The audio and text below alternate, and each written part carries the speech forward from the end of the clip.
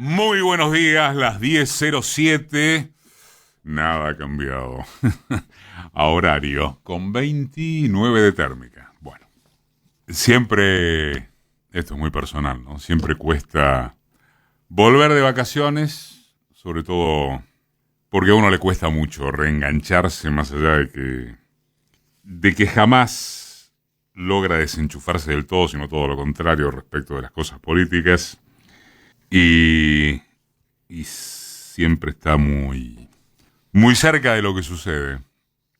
Así que sí cuesta, pero a la vez esta satisfacción de, vamos a llamarle formalmente, iniciar el 27º, ¿no?, año consecutivo de Marca con esta comunidad que somos. Así lo hemos definido.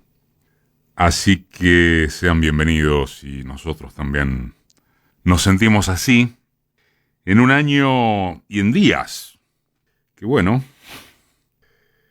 es muy fuerte la sensación de orfandad que invade a quienes no votaron, a quienes no votamos, vamos, este experimento brutal. Nada inédito en sus características, porque si es por sus bases, también nada lo diferencia estructuralmente de las 3 M que lo precedieron: Martínez de Oz, Menem y Macri. Hoy puede parecer que las cosas son distintas porque no se advierte que la capacidad de reacción vaya a generar en lo inmediato o siquiera a mediano plazo una fuerza que contrarreste a este aluvión de derechas. Pero lo mismo pasó aquellas veces, Lo mismo.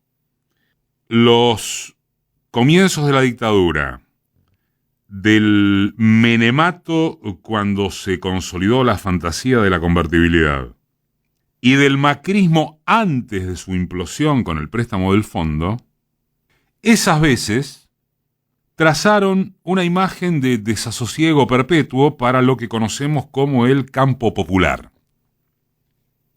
Y resultó que un poco más tarde o un poco más temprano se volvió al cauce de una parte del pueblo. Siempre es una parte, no existe el pueblo, todo el pueblo. Una parte del pueblo encontró al fin resistencia organizada y opción de salida. Y así sucesivamente. Es aquello del péndulo argentino y del histórico empate hegemónico del que en su momento habló Juan Carlos Portantiero. El empate hegemónico entre los dos bloques sociales: el tradicional u oligárquico, organizado en torno a la vieja clase dominante, que nunca dirigente, de base agropecuaria, y el constituido alrededor de peronismos, sindicatos, industriales, mercado internistas, llamémosle. Y así sucesivamente, a la corta o a la larga, ninguno de los dos termina de imponer condiciones ganadoras de largo aliento, ni de algún modelo de desarrollo con inclusión extendida. Esta cuarta M que estamos padeciendo semeja haber echado el resto con una velocidad desconocida, dispuesta a arrasar con todas las conquistas de derechos sociales, laborales, que hicieron de la Argentina un modelo difícil o imposible de parangonar en sus términos latinoamericanos, de tamaño geográfico y de complejidad constitutiva. Y es absolutamente lógico que reine el desconcierto, siendo que el viejo bloque dominante, ahora renovado en sus tentáculos de capital de timba financiera, extranjerizado, ajeno por completo a toda noción productivista, intenta la salvajada a través de un personaje confirmadamente estrambótico, un sujeto casi indescifrable que estos últimos días pasa sus horas tuiteando barbaridades y groserías mayor o destacadamente de índole sexual, agrediendo a otros jefes de Estado, pronunciando en Davos un discurso que ubicó al centro del capitalismo mundial en manos del comunismo. Un tipo que, con la sola excepción, vamos a concederlo, de su hermana en jefe, está nutrido enteramente por la casta que iba a pagar la fiesta. En medio de una situación así, se nos ocurre, está bien, parecerá un tanto obvio, pero la ansiedad, la angustia, como no, el desánimo, debe ceder paso a cierta calma analítica. Pasa que es muy complicado conseguirla por el biotipo del personaje. Y de algunos en particular y algunas de quienes lo rodean. ¿Por qué? Bueno, por el carajo al que se fueron los policías piqueteros que cortan la calle en un número muy superior al de los manifestantes. Por el eterno cartel de en venta que porta la mayoría de los gobernadores y de los dirigentes radicales, para variar. Por los mercenarios de Unión por la Patria que hicieron rancho aparte en función de azúcar y limones. Por los dialoguistas con el único objetivo de extorsionar mediante el alcance de sus posiciones de poder, como en Brasil, y como se reconoce desde algunos de los cuadros más significativos del pensamiento de derecha, ¿no? Un centrado, un gran centro, sin orientación política definible, aunque siempre conservador, que alquila sus decisiones al Ejecutivo de turno mediante el intercambio de favores. Entre nosotros, con un gobierno raquítico de parlamentarios, el valor de esos pichetos, de esos deloredos, cotiza en lo más alto de la bolsa de la casta. Entonces, se nos ocurre, si acaso pueden superarse el asco y la indignación de esta naturaleza, podría verse que el panorama es todo lo dramático que imponen las circunstancias económicas para las grandes mayorías y simultáneamente todo lo expectable que demuestra la reacción a vida cuando no van ni 2 meses de gobierno, de esta intentona bestial. Antecedentes de la CGT al margen, sobre su andamiaje y con el concurso de sindicatos de otro tenor, de otras centrales, movimientos sociales y muchísima gente suelta de todo ámbito, se logró una de las movilizaciones más impresionantes desde la recuperación democrática. Con epicentro acá, como siempre, en Buenos Aires, pero con números de impacto proporcionalmente iguales en Rosario, Mar del Plata, Bariloche y otras ciudades, que los medios tradicionales no tan hegemónicos se encargaron de invisibilizar a contramano de lo que sí mostraron las redes. Y entonces también la ley ómnibus, medio sancionada ayer, se convirtió en que en un fitito roto al que debieron suprimirle centenares de artículos por propia inercia de que solo un desequilibrado, no vamos a decir mental porque no hacemos telediagnósticos, puede ocurrírsele enviar paquete semejante para su aprobación en tiempo récord. Es cierto, la desmesura argentina volvió a exhibir su potencia. Es veraz.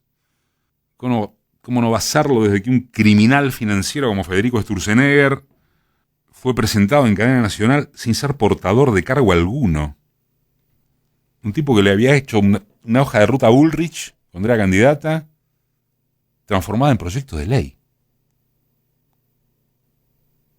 Un criminal financiero. El calificativo usado en su momento por Milei para referirse a su ministro de Economía, quien es uno de los caputos que lo rodean. Pero vamos, hay distancia entre ese mesianismo que alardea de felino, incluyendo el posteo presidencial también de estos días con la figura de un león que en vez de liberar enjaula, y las posibilidades de concretarlo. A esta altura, que es una altura de dimensiones reducidísimas por el tiempo que lleva gobernando, puede afirmarse, sin embargo, que las expectativas de los patrones de Milei se han visto aminoradas por sola obra de resistencias elementales. De resistencias elementales y del caos que es este gobierno en términos ejecutivos. Es un caos. Ahora rige el desánimo, aprobaron la ley en general, pero por favor, el gran paquete fiscal debió ser quitado so pena de una derrota inevitable en el Congreso, después de que Milei se jactara de que no negociaría nada de nada. Negoció prácticamente todo. Queda la discusión en particular y después queda el Senado. Con que haga una modificación, el Senado son los varones de la nación, es otra historia, tiene que volver al Congreso y debatirse todo otra vez. El caos que es el gobierno, como cualquier experimentado en política lo sabe, ha generado incluso que no articularan en espejo en diputados y senadores. Trabajaron nada más que en la Cámara Baja. El fondo le tiró una soga de cortísimo plazo, bajo prevención de que quiere ver su estatura política de apoyo social. Y las vacaciones, como de costumbre, han dibujado una pausa, excepción hecha de la marcha del 24, en el nivel de confrontación de la clase media hasta que febrero, sobre todo marzo, traigan el mazazo de tarifas, prepagas, canasta escolar y la concreción de que se suspendió la obra pública. Entonces, más allá del ánimo comprensible, hecho mierda, bueno, no parecería que vaya a haber freno contra la caída de popularidad que sufre Milei de acuerdo con prácticamente toda encuesta registrada. Por lo pronto, y al revés de todo otro presidente en sus primeros pasos, no ha crecido. Pero el problema, sin solución a la vista, es que no se percibe cuál alternativa ofrece la oposición. Esta es la fortaleza de Milei. Y es allí donde no habría que apurarse con la imaginación o la poesía de pócimas mágicas, garabateando personajes salvadores. Algunos dibujan la imagen del facho de Guillermo Moreno, por ejemplo. Se acrecienta, también marcan las encuestas, a un lado, a otro, la figura de Axel Kicillof, sin dudas el único que despunta, el gobernador de méritos demostrados, pero ¿qué vamos a hacer? ¿Vamos a exigirle ya mismo recursos de conducción política excepcional? El tipo está trincherado defendiendo sin plata su provincia. ¿Qué más quieren que haga? Que el peronismo esté acéfalo. O más general, que la resistencia prontamente revelada no encuentre conducción ninguna, es aquello que angustia a la búsqueda de una salida potable frente a este desquicio que gobierna. Por caso, frente a una crisis institucional como producto de la inestabilidad emocional y política del sujeto que preside la Argentina, una pregunta reiterada desde aquí: ¿quiénes son hoy? ¿Quiénes serían hoy? A ver, los Alfonsín y Duhalde. ¿Quiénes serían hoy el peronismo y el radicalismo capaces de conducir al terremoto?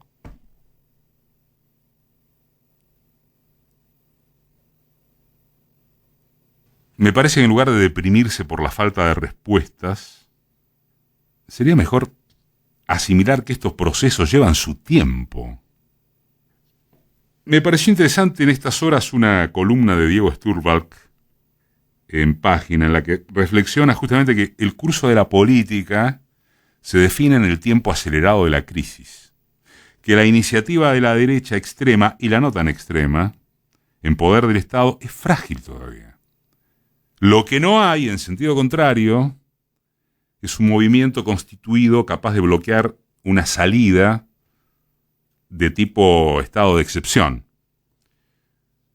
Lo que falta, como dice Stulberg, es la organicidad de un frente político que no existe. No existe. Pero que podría existir de trazar una diagonal que, eludiendo aquello de la verticalidad, que es impotente la verticalidad, dibuje lo que él define como unidades activas a partir de puntos contiguos, ¿no? Un ejemplo futuro de eso sería el eventual acto unificado del 24 de marzo, pero falta mucho tiempo para el 24 de marzo. ¿Es posible acelerar esa diagonal? Alta pregunta, no porque la haga uno. De momento, solo se trata de la resistencia, que desde ya no es la condición suficiente, es nada más y nada menos que una de las necesarias.